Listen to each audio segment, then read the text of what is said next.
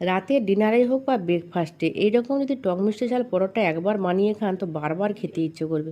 এখানে আমি 4টার মতো টমেটো প্রথমে সেদ্ধ করে নেবো। যেহেতু আমি 10টার মতো এখানে পরোটা বানাবো তাই 4টা টমেটো নিয়েছি। এখানে আপনারা পরিমাণটা কম বেশি করে নেবেন।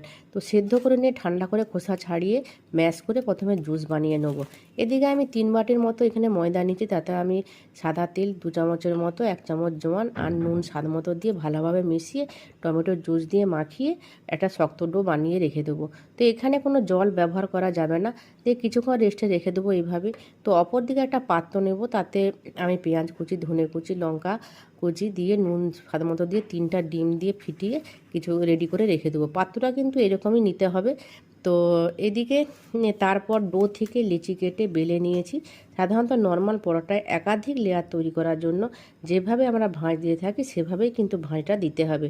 প্রত্যেকটা ভাঁজে সাদা তেল মাখিয়ে ময়দা ছড়িয়ে দিতে হবে, দিলে ভিতরে অসংখ্য লেয়ার তৈরি হবে। তো এইভাবে কিছু বানিয়ে কিছুক্ষণ রেস্টে রেখে দেবো। তারপরে চৌকা মতো করে বেলে ডিমের গোল্লাতে ডুবিয়ে গরম তেলে ভাজলেই এই পরোটা বালিশের মতো ফুলে উঠবে আর ভেতরে অসংখ্য লেয়ার তৈরি হবে। এই পরোটা যে একবার বানাবে সে বারবার বানিয়ে খেতে চাইবে, আর বাচ্চারা তো অবশ্যই পছন্দ করবে।